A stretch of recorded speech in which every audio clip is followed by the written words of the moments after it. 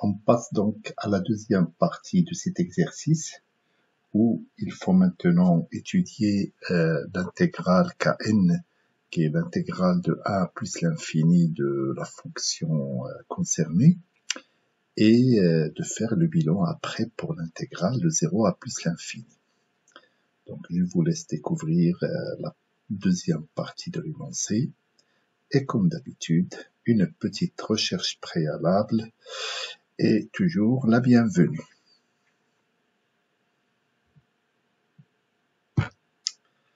Alors, on va commencer par la question A, où on nous demande de montrer la convergence de l'intégrale Kn, qui est cette intégrale-là, l'intégrale de 1 plus l'infini de ln de t sur 1 plus tn dt pour un entier n supérieur ou égal à 2.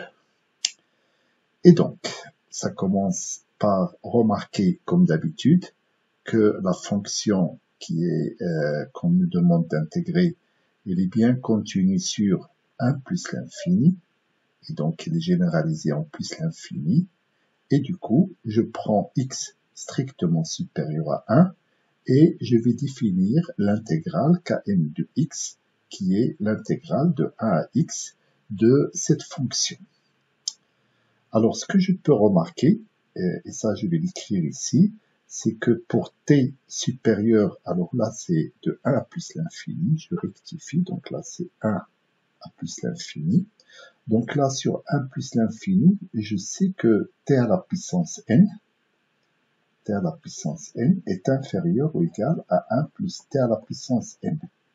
Et donc par passage à l'inverse, comme bien sûr t à la puissance n est strictement positif, je peux dire que 1 sur 1 plus t à la puissance n est inférieur à 1 sur t à la puissance n.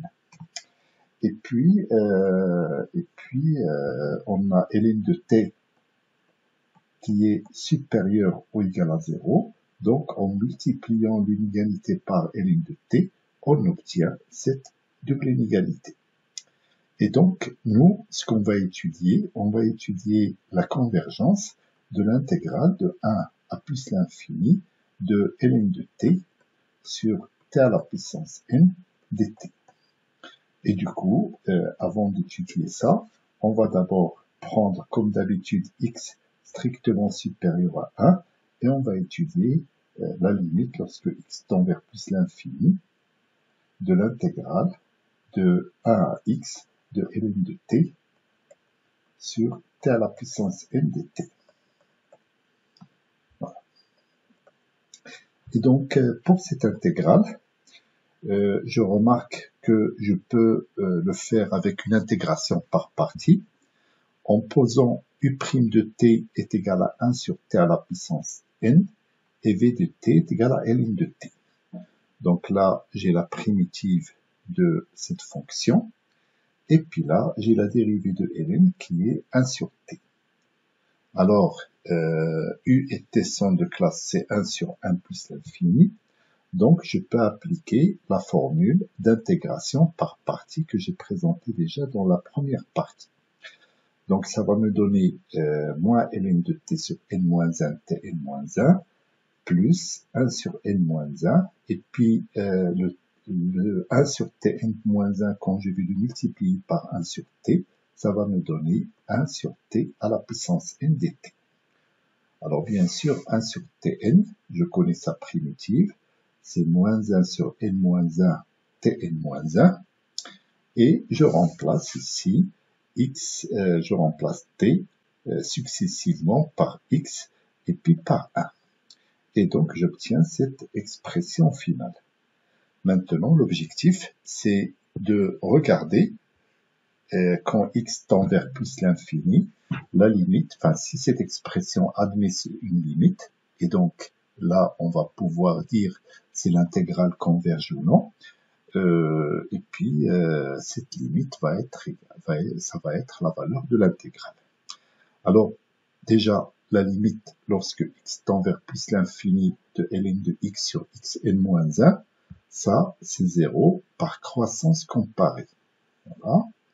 Et puis, la limite, lorsque x tend vers plus l'infini de x à la puissance n-1, c'est 0, puisqu'on a dit que n est supérieur ou égal à 2, donc n est strictement supérieur à 1. Donc n-1, bien sûr, est strictement supérieur à 0. Ainsi, l'intégrale de 1 à plus l'infini de ln de t sur tn dt converge, et je peux même donner sa valeur. Sa valeur, c'est 1 sur n-1 au carré. Mais là, j'ai pas particulièrement besoin de cette valeur-là, puisque ce que je vais utiliser ici, c'est le théorème de comparaison pour les fonctions positives. Alors, je reviens pour justifier ça. Ici, j'avais cette inégalité-là. On a ln de t sur 1 plus t à la puissance n est supérieur à 0, donc la fonction est positive, et cette expression est inférieure ou égale à ln de t sur t à la puissance n. Et donc, en utilisant ce théorème de comparaison, je peux dire que l'intégrale Kn converge, ou bien qu'elle est convergente. Après, on nous demande, donc cette fois-ci Kn, on va le considérer comme une suite avec n supérieur ou égal à 2. Et donc, on nous demande d'étudier la monotonie de cette suite. Alors, pour étudier la monotonie de cette suite, il va falloir trouver le signe de Kn plus 1 moins Kn, ou bien comparer Kn à Kn plus 1. Donc, je commence d'abord par le premier constat, le fait que pour tout réel supérieur à 1, t à la puissance n est inférieur ou égal à t à la puissance n plus 1, et bien sûr, tout ça, c'est positif. Donc, en ajoutant 1 aux trois membres de l'inégalité, et en passant à l'inverse, on obtient cette inégalité-là. Ensuite, ln de t est positif, puisqu'on est sur l'intervalle t plus l'infini. Donc, je multiplie les deux membres de l'inégalité par ln de t, et j'obtiens cette inégalité-là. Alors là, ce que je peux faire, je peux utiliser la croissance de l'intégrale et dire l'intégrale de 1 à x de ln de t sur 1 plus t à la puissance n plus 1 dt est inférieur ou égal à l'intégrale de 1 à x de ln de t sur 1 plus t à la puissance n dt. Et lorsque x tend vers plus l'infini, par passage à la limite, là j'obtiens Kn plus 1, donc ça représente, j'aurai l'intégrale de 1 à plus l'infini de cette fonction, donc c'est Kn plus 1, qui va être inférieur ou égal à Kn. Donc c'est ce que j'ai expliqué ici. Par croissance de l'intégrale, donc j'ai appliqué la croissance de l'intégrale sur ces deux fonctions, et puis après par passage à la limite, et comme les deux intégrales convergent, j'obtiens Kn plus 1 est inférieur ou égal à Kn. Donc la suite Kn est décroissante. Ensuite, on nous demande de montrer que la suite est convergente.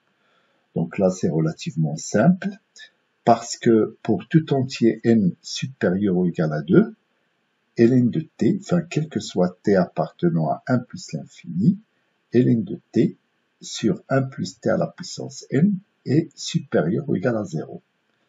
Donc, en utilisant les mêmes arguments que j'ai utilisés avant, la croissance de l'intégrale, je peux dire que, pardon, c'est pas 0, c'est 1.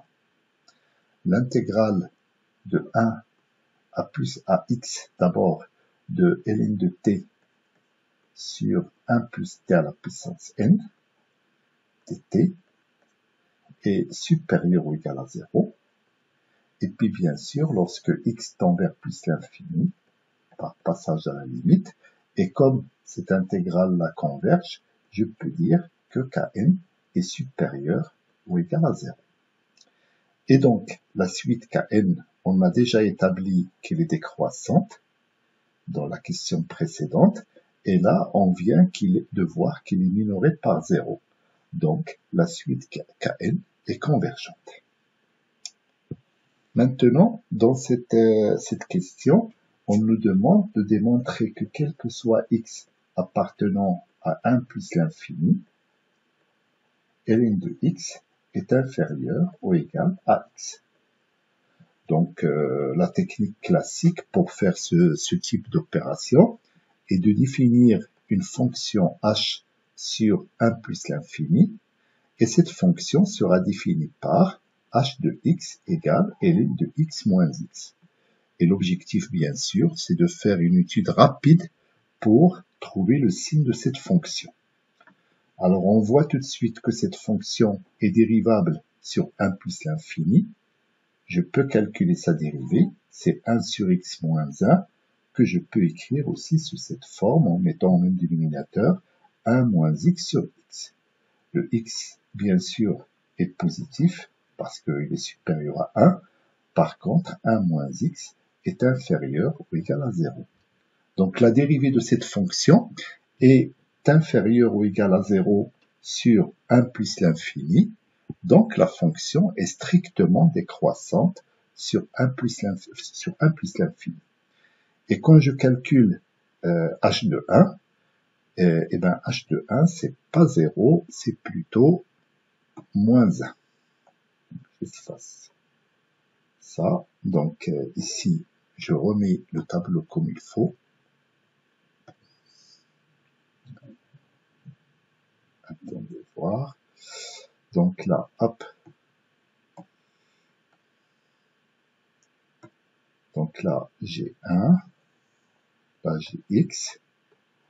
La fonction est évidemment, comme on vient de le voir, est décroissante. Et h de 1, c'est moins 1. En tout cas, c'est-à-dire, elle prend la valeur moins 1 en 1, et puis après, elle est strictement décroissante. Donc, ce que je peux dire, c'est que quel que soit x appartenant à 1 plus l'infini, h de x est inférieur ou égal à 0. Et du coup, h de x, c'est ln de x moins x, et donc ça veut dire que quel que soit x appartenant à 1 plus l'infini, ln de x est inférieur ou égal à x, et puis comme on est sur 1 plus l'infini, ln de x est évidemment supérieur ou égal à 0. Maintenant, on va prendre un entier qui est supérieur ou égal à 3, et l'objectif, bien sûr, je rappelle l'objectif, c'est de démontrer que pour n supérieur ou égal à 3, Kn est compris entre 0 et 1 sur n, c'était et 1 sur n moins 2. Donc 1 sur n moins 2. Voilà. Et donc, pour ça, je prends t qui appartient à 1 plus l'infini, et là, j'applique l'inégalité que je viens juste de montrer. Ici, je sais que ln de t est inférieur ou égal à t. Et donc, je divise les deux membres de l'inégalité par 1 plus t à la puissance n, ici, et là, par 1 plus t à la puissance n. Et donc, j'obtiens cette inégalité-là, qui est là, ln de t sur 1 plus t à la puissance n est inférieur à t sur 1 plus t à la puissance n. Et je sais aussi que 1 sur 1 plus t à la puissance n, ça on l'a déjà indiqué avant, c'est inférieur ou égal à 1 sur t à la puissance n. Et donc, l'inégalité que j'obtiens, c'est que ln de t sur 1 plus t à la puissance n est compris entre d'un côté 0 et de l'autre côté 1 sur t à la puissance n moins 1. Alors, comme d'habitude, je prends un réel x qui appartient à 1 plus l'infini, je calcule l'intégrale de 1 à x de cette fonction-là. C'est une primitive usuelle. La primitive de 1 sur t à la puissance n-1, c'est moins 1 sur n-2 t à la puissance n-2. Et donc, je remplace x, t d'abord par x, et puis après, je remplace t par 1. Et bien sûr, quand je tends x vers plus l'infini, cette expression-là tend vers 0 quand x tend vers plus l'infini. Donc j'obtiens l'intégrale de 1. Alors, ce que j'ai oublié de préciser, bien sûr, cette expression tend vers 0 car n-2 est strictement supérieur à 0. Et ce qui nous permet de dire ça, c'est que le n, on a dit au départ, est supérieur ou égal à 3. Et donc, l'intégrale de 1 plus l'infini de 1 sur t à la puissance n-1 dt est égale à 1 sur n-2. Et comme j'ai montré avant que ln de t, sur 1 plus t à la puissance n est inférieur ou égal à 1 sur tn-1 est supérieur ou égal à 0. Donc, par passage à l'intégrale, et puis par convergence de l'intégrale, ça me permet de dire que Kn est compris, c'est-à-dire pour tout n supérieur ou égal à 3, que Kn est compris entre 0 et 1 sur n-2. Maintenant, je fais la limite lorsque n tend vers plus l'infini de 1 sur n-2, évidemment ça donne 0. Et donc, en appliquant l'encadrement, bien ce qu'on appelle couramment le théorème de gendarme, la limite lorsque n tend vers plus l'infini de Kn égale 0.